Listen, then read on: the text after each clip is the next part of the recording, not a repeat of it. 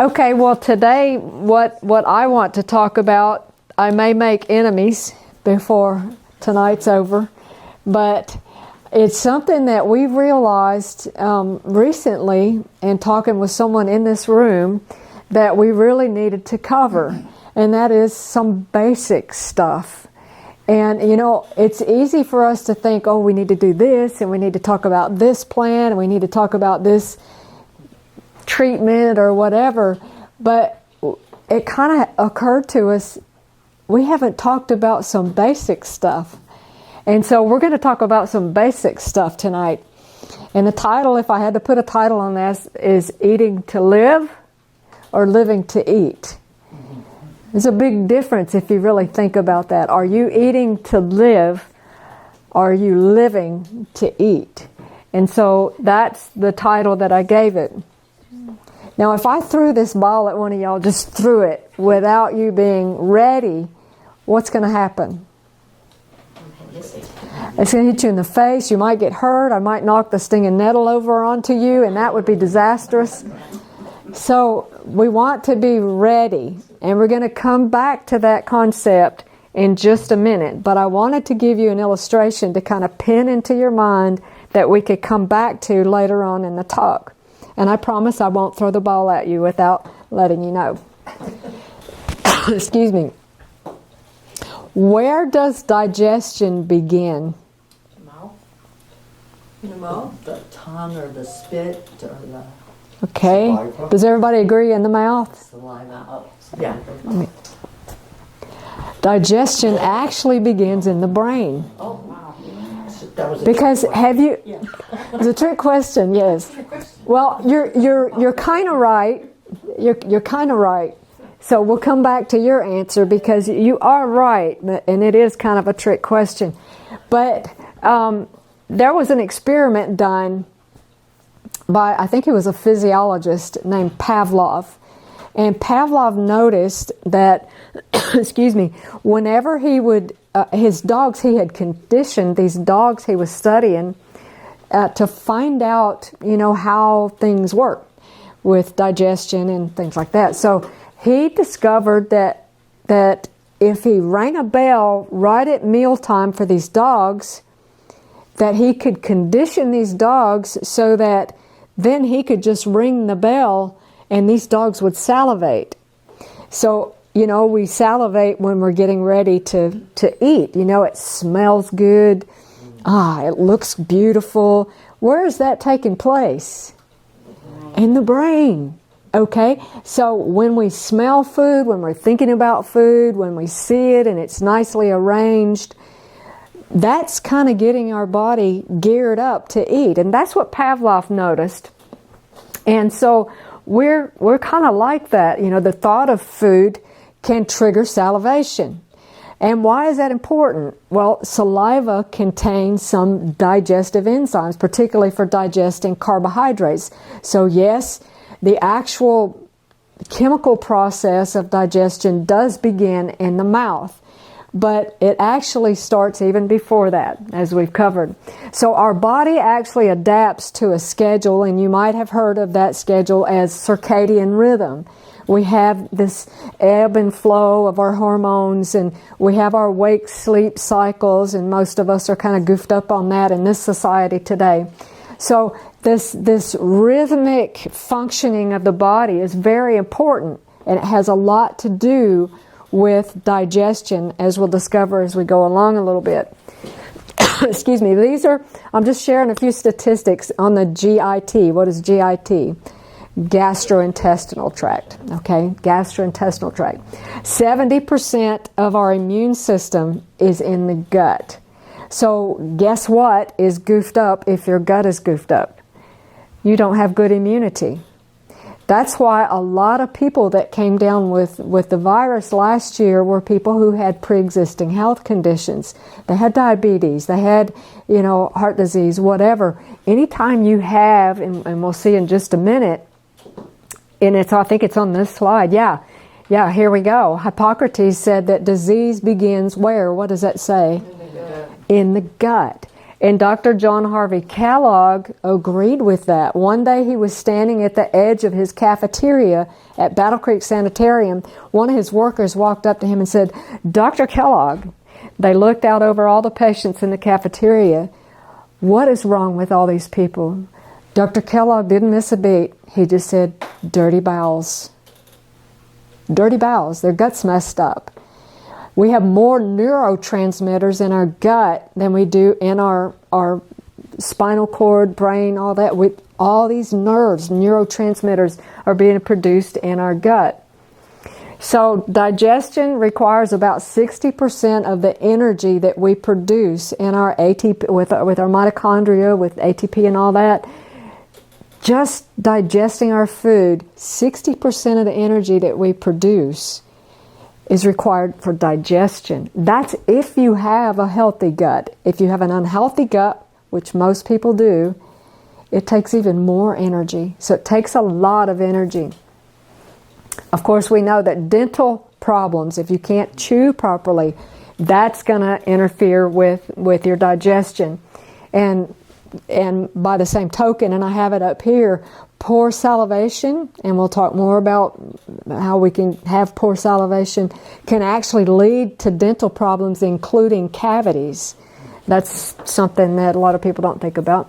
So yes, chewing is where digestion begins in earnest, and we might tend to think that digestion is a mechanical process because we chew it up and then it goes in the stomach and it's all churned around with the stomach contractions and all. But as we'll see a little bit later on in this talk, digestion is really more of a chemical process than a mechanical process. And we'll see a little bit about that in just a minute. So when we chew our food, I already mentioned that we have amylase, which is one of the digestive enzymes in our saliva. So what do you think would happen if you don't have enough saliva, or if your food doesn't spend enough time in your mouth? What's going to happen to those carbohydrates? Are they going to be properly broken down? No, we're going to come back to that in just a little bit. So if we're dehydrated, now there's a kind of a rule of thumb that a lot of people like to use in the health world, and that is you need to drink, like if you weigh so many, like if I weighed 100 pounds, okay, which is pretty close. So I need to drink 50 ounces of water every day. So whatever you weigh, divide that in half. That's how many ounces of water you need to drink every day. That's just to keep from being dehydrated, okay? So you really need to drink a little bit more than that. So I would need 50 ounces a day. And I can tell when I don't drink that much because I start having some digestive issues. My digestion is like super picky.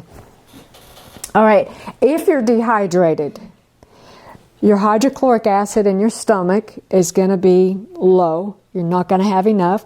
You're not going to have as much saliva. You're not going to have as much mucus, which protects the stomach lining from the hydrochloric acid. You're going to have very low bile production. And all of these things are the juices that we need to digest our food properly. So you can see how if you're chronically dehydrated, you're going to chronically have issues with your digestion. So we need to really think about staying hydrated. Let's look at some dangers of low stomach acid. This is something that a lot of people do not think about.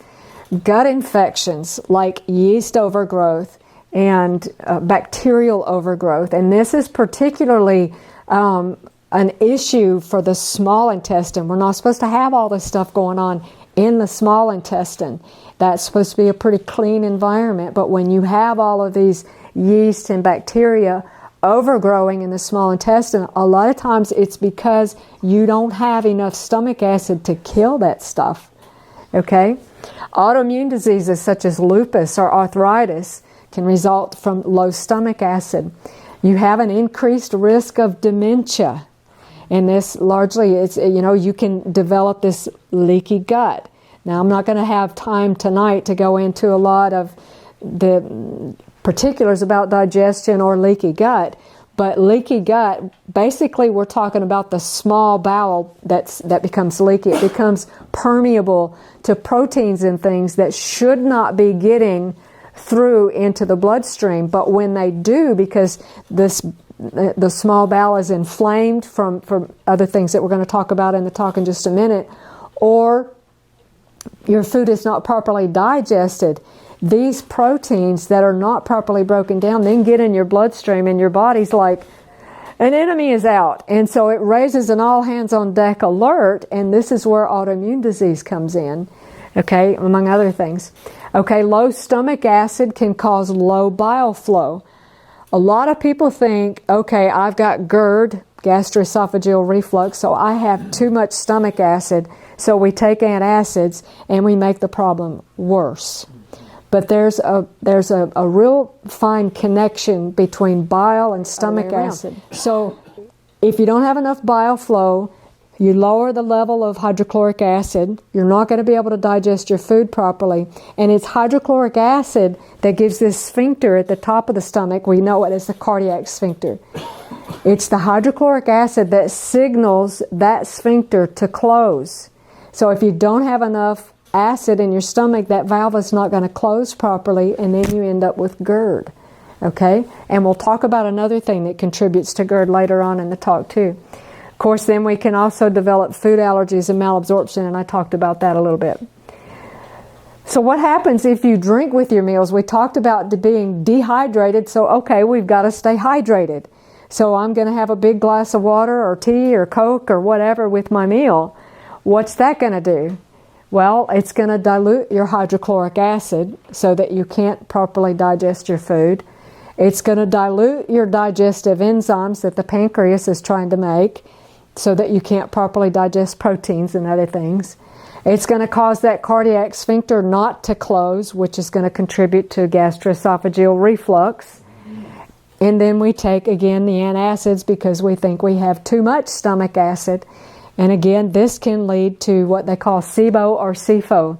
SIBO is small intestinal bacterial overgrowth. SIFO is small intestinal fungal overgrowth. It's where a lot of people get into the candida and stuff.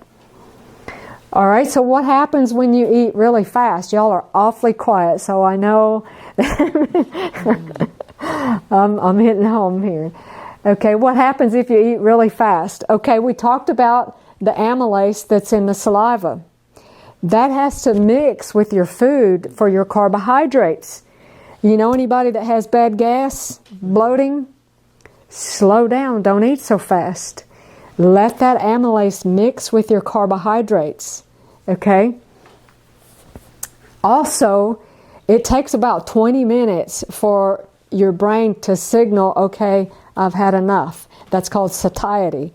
It takes about 20 minutes for that satiety signal. So if you've wolfed down your meal in 10 or 15 minutes and still feel hungry, well, I reckon so. Because you've not had time to trigger that satiety. And what do we do then? We keep eating. And we eat more than we need. Okay? This also increases our risk for metabolic syndrome, for insulin resistance, and that down the road turns into diabetes, heart disease, stroke, all these other things, hypertension.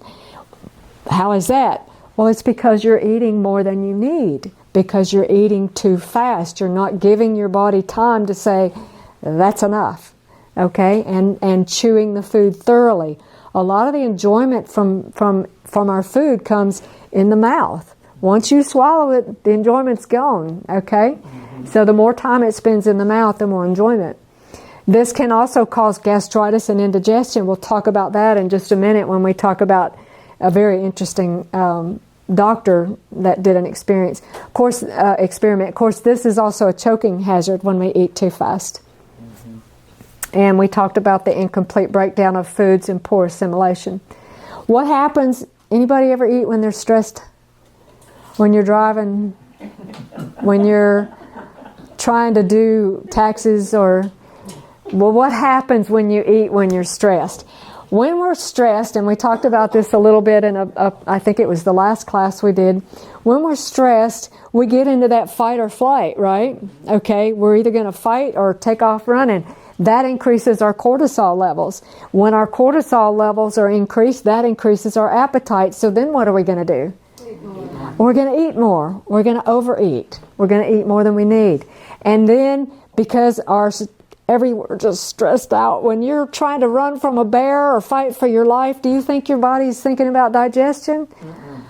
Absolutely not. And so whatever food you put in there is going to sit there and it's going to putrefy. I mean, you put a bowl of food chewed up on the table at 98.6 for a while, and it's going to stink. It's going to bubble up and make gas. Here's another reason people bloat and get gas. Okay, when you eat, when you're stressed, you can also, and I have had this where your esophagus just spasms and it makes it hard to swallow. Okay, so that can be a very potent cause of esophageal spasms. Okay, I'm really going to make y'all mad now. What happens if I eat between meals? What happens if I snack? Well, we talked about that circadian rhythm. And if I throw the ball at you and you're not ready, if I start throwing things at my stomach and it's not ready, it's going to get hurt, right? I'm going to get hurt if somebody's throwing a football or something at me and I'm not ready. Well, our gastric juices are on this circadian rhythm. And our bodies, we actually need to eat. Think about when Elijah was in the wilderness, how many times did God feed him when God fed him? 2 times. Morning and evening, God fed him. Okay? And evening could be 2, 3, 4 o'clock. Okay? So it was 2 meals. So 2 meals actually are ideal based on our circadian rhythm. There is, and I'm probably getting a little bit off. I may have it further in the talk. I don't remember. But our bodies enter into what's called autophagy. That means self-eating, literally. Okay? But autophagy is when the liver does its house cleaning, when the body is actually cleaning things out and detoxing and resting.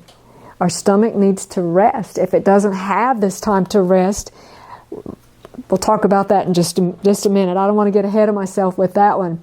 But at any rate, if I eat a good big breakfast and then a couple hours later I put a candy bar in there, then what was already in my stomach has to stop digesting and let this candy bar catch up before the valve at the bottom of the stomach, the duodenal valve, is going to open. Anyway, that valve is not going to open until they call it chyme or chyme, some people say, until that is ready to pass into the small valve. That valve is not going to open. And so what's going to happen again to that stuff that was already in the stomach? It's going to start putrefying, producing gas and all this. So this is what's happening when we're eating between meals. Okay? And I mentioned autophagy and that the stomach needs rest. And when we have, is it the next slide? Okay, it's the next slide. I'm going to go ahead and talk about this. When we have a regular meal schedule, and this was a PubMed study that I found, and there's the link for it right there on the screen. PubMed study was done. And in the study, it was very interesting the way they worded it, because they said that many people believe that frequent feedings are more healthy, small frequent meals. But they said, actually what we're finding is the direct opposite is true. They said scheduled meals lowers inflammation. If you don't remember anything that I say tonight but this, remember this. Inflammation is the foundation of all disease. Say that with me. Inflammation is the foundation of all disease. Okay? So if we eat on a regular schedule, that helps to lower inflammation. Who doesn't need that today, right? Okay? Eating on a regular schedule increases autophagy because the body has that time to rest. Our bodies only enter autophagy when it's in a fasting state. Now, fasting doesn't have to mean 24 hours. It can just mean, when you go to bed at night, your stomach's empty and you're fasting all night. That's why it's called break fast in the morning because you're breaking that fast. But when you go to bed with your belly full of food, guess what your stomach does not get to do? It does not get to rest. Your liver does not get to go into autophagy, and our livers get clogged. And we already had the talk about liver last year, and we end up with all kinds of diseases because our liver is our main organ of detoxification. So we need to give our organs a break. And then when we eat on this regular schedule, it improves our circadian rhythm. It improves our stress resistance. Who doesn't need that today, right? Do you need a little bit better stress resistance? Eat on schedule. Eat on time. Don't eat between meals. And finally, when we eat on a regular schedule like that, it increases the health of our microbiome. The actual gut bacteria in our gut is more healthy. All right, here is the experiment that I mentioned earlier. This is Dr. William Beaumont. His nickname is the father of gastric physiology. And I'll just read this and we'll talk about it a little bit. On June 6, 1822, while serving at Fort Mackinac, is that Mackinac? It's Mackinac, isn't it? Okay. Anyway, in Michigan, Beaumont was summoned to this place, I can't even pronounce it, to treat a young man named Alexis St. Martin. He was a 19-year-old French-Canadian trapper who had been wounded at close range by a shotgun blast to his stomach. The shot had removed a portion of the abdominal wall and left a perforation in the anterior wall of the stomach. During the year it took for the wound to heal, the aperture in the abdominal wall never sealed but was held closed by the inversion of tissue surrounding it. As a result, a gastric fistula, which is a passage, so there was actually a hole from the outside into his stomach. And Beaumont could view, when it was depressed with the finger, Beaumont could view the activities occurring within St. Martin's stomach. So this doctor would stick his finger in the hole and look and see what was going on. And he would tie a string to a chunk of meat or something, and he would stick that down in this kid's stomach, and then he would pull it back out and see what was going on. He's the one that discovered that digestion is actually more of a chemical process than a mechanical process. And here's some of the other things that Dr. Beaumont discovered. By the way, this kid ran away from him at one point, and he went and got him back. So that was a little bit, I don't think the kid wanted to be experimented on anymore, but Dr. Martin wanted to keep learning. So here's some things he discovered. He discovered that there are no gastric juices produced during fasting, but only at mealtime. So, again, if I throw a ball at you and you're not ready, it's not going to work right? So if I throw a meal in and my stomach is not ready, what's going to happen? Recently, I went to, y'all know I was in Arizona for a month, and my meal schedule was totally off whack, and I am still healing. I ended up with gastritis and esophagitis. It was just burning from my mouth down into my stomach because I was so far off of my meal schedule that my body was not doing well with this. So I'm recovering from that. Dr. Beaumont also discovered if the meals are too heavy, if there's too much food, or if it's eaten too quickly, the food passes to the lower bowel in a crude state. We talked about that, and that causes irritation. Eventually that sphincter is going to have to open to get that stuff out of there. And if that happens, it causes a lot of irritation. And with the stuff that's in our foods today, the GMOs, the pesticides, you talked about pesticides and stuff, that's going to really cause some leaky gut. It's going to inflame that gut. When the gut is inflamed, that's when it begins to become permeable to things that it shouldn't. So he also discovered that our systems require much less food than we think, and that gentle exercise, and these were all experiments he was doing with this hole in this kid's stomach, that gentle exercise after eating aids digestion. I found this online, all this stuff that he discovered. And that digestion, I mentioned, is mainly a chemical rather than a mechanical process. Here's some more things he found. He found that the emotional state and the environment has a lot to do with digestion. He said that if you are angry when you eat, it causes a backflow of bile, and it causes bile to enter into the stomach. Have you ever belched and had that bitter, just like bitter gall? That's bile, okay? Spicy foods such as black pepper, cloves, nutmeg, all these things he did experiments with, and he found that these cause a lot of irritation in the stomach. Seems like I've read that somewhere else before too. Excessively cold or excessively hot foods are very irritating to the stomach. Foods cooked with heavy oils and a lot of fat, he found that these digest very poorly. They did not digest well in the stomach. And in some cases, he found with inflammation in the stomach, food can sit undigested in the stomach for 24 to 48 hours. Have you ever had indigestion where you just felt like your food was sitting there for like a day or more? Well, it is. Okay? And that's producing a lot of toxins, and that's being absorbed. Here's some other issues that I think we need to consider when we consider our habits of eating, our digestion and all that. We need to consider environmental toxins. I mentioned that just a second ago.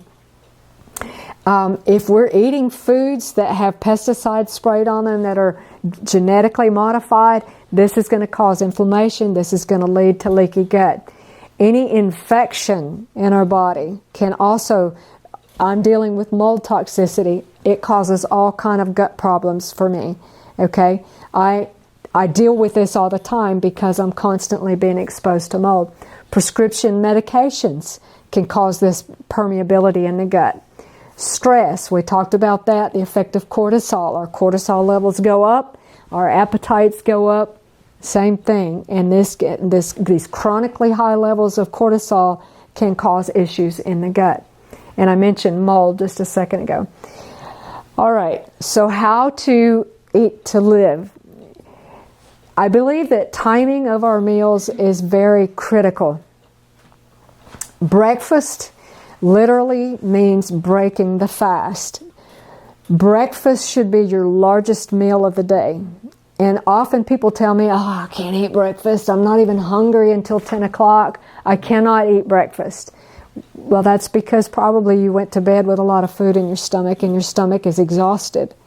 Okay, you think about it. We're getting up in the morning. We're getting started on our day. When do we need the most calories? In the morning. Breakfast should be the largest meal of the day, and it should be the heartiest. We like to have beans and stuff like that for breakfast. Just a nice big hearty meal. Lunch, we've still got work to do, still got some stuff going on, but not as much as in the morning. So lunch should still be hearty, but not quite as hearty as breakfast. And supper, if we eat it at all, supper means basically sip. Supper should be very light, maybe some fruit.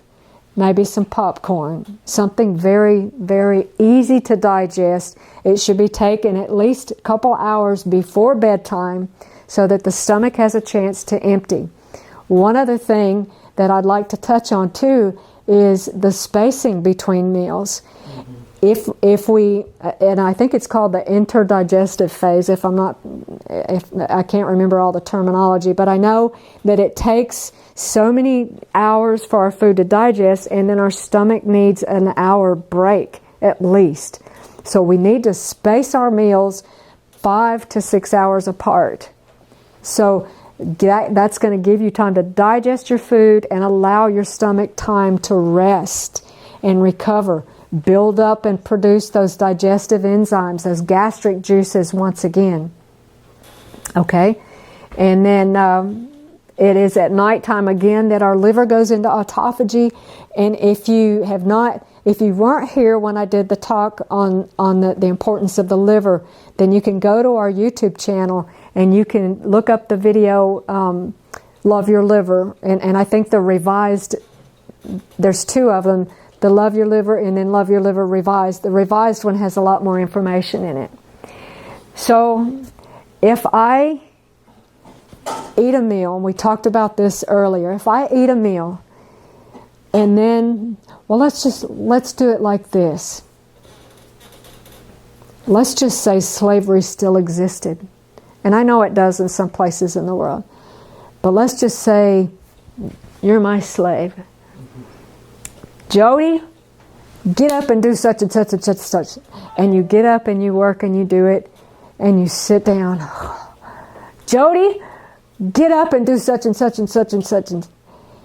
And you get up and you do it. And you sit down and you're finally going to rest. Jody, get up and do such and such and such. I need my laundry done. And you get that done and then you sit down and I'm so exhausted. Jody, get up. I need some food. Get up and cook for me. So you get up and you cook, and then by that time it's bedtime. So you're ready to go to bed. So you sit down. Jody, get up. When are you going to rest? Friends, that's what we're doing to our stomachs. When we're constantly putting stuff in there, constantly keeping our stomachs working, we're not giving them time to rest. We're basically slave drivers to our stomachs, and we're slaves to our appetites. We need to eat to live and not live to eat. Here's some principles. We talked about it, and we'll just kind of wrap it up here. We need to eat in a relaxed state. In today's world, this is challenging sometimes. Families don't even eat together as a general rule. So we need to eat when we're relaxed, not doing the taxes, driving, whatever. Often we're traveling and we end up eating while we're driving, or he does. I get it ready and hand it to him. Not the best idea, okay? Chew well. Let that food spend some time in your mouth. Chew it to a cream. Let that salivary amylase. Think about that. I'm not chewing, just because I'm hungry. I'm chewing purposely to mix my saliva with my food and break it down. There's no teeth in your stomach. You can't chew it anymore once it goes down. Eat on a schedule. Have a meal schedule. Kalon and I have a regular meal schedule. We have breakfast at 7, lunches at 1. If we eat supper, 6 o'clock. Okay, so we're allowing, that time in between. Again, Elijah was fed twice by God, so we personally believe that 2 meals are better. Again, Dr. Beaumont found most of us eat far more food than we really need. And I'm going to say this because I believe this with all my heart, that if everyone, especially if you're having any kind of health issue, would eliminate animal products, particularly dairy, sugar, and wheat, a lot of your health problems would vanish. Okay? Take light exercise after eating, not strenuous exercise, because that's going to pull the blood away from your stomach, but light exercise after eating, and then again allow 5 to 6 hours minimum between your meals. Okay, that's all I wanted to share, and I'm sorry that that's the last thing I'm leaving on. This is the last time we're going to do a presentation. Next week, Jeff is going to present again, but this is the last health talk for this season, and hopefully by God's grace we'll be back next year and we'll pick back up.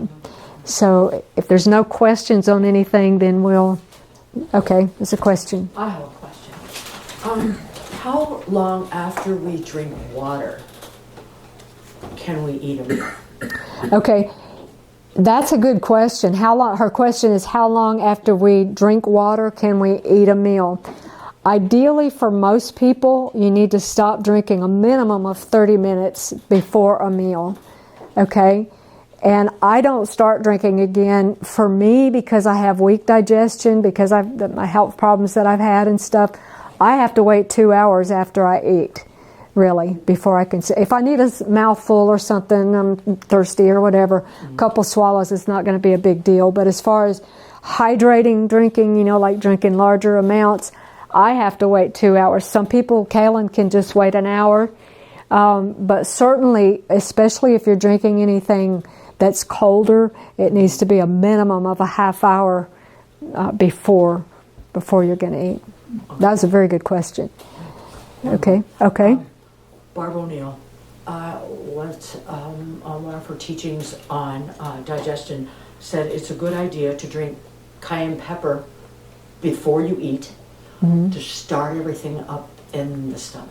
Yes. Do you have any Yes, information on that? that's a good idea, and you can just take a little bit. I think it's like an eighth or just a pinch, depending on how hot your cayenne is, and just a little bit of water, and take that. Probably 15-20 minutes before you eat. Now we're not talking a big glass. We're talking about just a third, fourth cup, something like that, with a little cayenne. You can do the same thing with lemon. If you have low stomach acid, you can take a little bit of water with some, like maybe a tablespoon of lemon juice, and it's a good idea to drink that through a straw so that you don't, because that lemon juice will take the enamel off your teeth. But that will help to increase your stomach acid. It'll help a lot. And I like to do bitter herbs before I eat. Like I have this tea blend, and I'll make, I've started doing this. Wormwood's a good one. Dandelion is a good one. Y'all have wormwood everywhere here. And dandelion. You can make a tea in the morning, set it aside, like a half hour before breakfast, take some of that, a half cup of that tea, especially if it's warm, because that's going to pass through the stomach better. That's going to help to tone up your stomach. It's going to help to increase your hydrochloric acid, and it's going to increase your bile flow. So that is a big win right there. Bitter herbs taken before meals is very, very beneficial. How many of you have taken antacids? I have. It's been a long time. Do you see the danger of that now? It's that's very dangerous to take the antacids. The better thing to do if you have indigestion like that and you need some relief is take some charcoal, because that will help. Charcoal powder or tablets or capsules, whatever you have. And walking and water. Yes. What about mixing certain foods when you eat and having a big variety of foods at one meal? That's a good question, and probably I should have covered it in the talk. If you eat a lot of different varieties at a meal, that can cause indigestion, because you've got all of these different enzymes that are needed and all of this different, sugars and fats and all this stuff blending, and it can really cause some digestive issues. Another thing that can cause issues is mixing fruits and vegetables together. The reason for that is because your fruits digest quickly, your vegetables don't. And so your fruit has to sit there in the stomach until the vegetables digest, and guess what happens? Putrefaction. Okay? So particularly for people like me that don't have strong digestion, that's a very important consideration. I can't, for instance, I see people eating melon with meals. I cannot do that. I will have the worst case of indigestion. I can't do it. So, okay. Any other questions?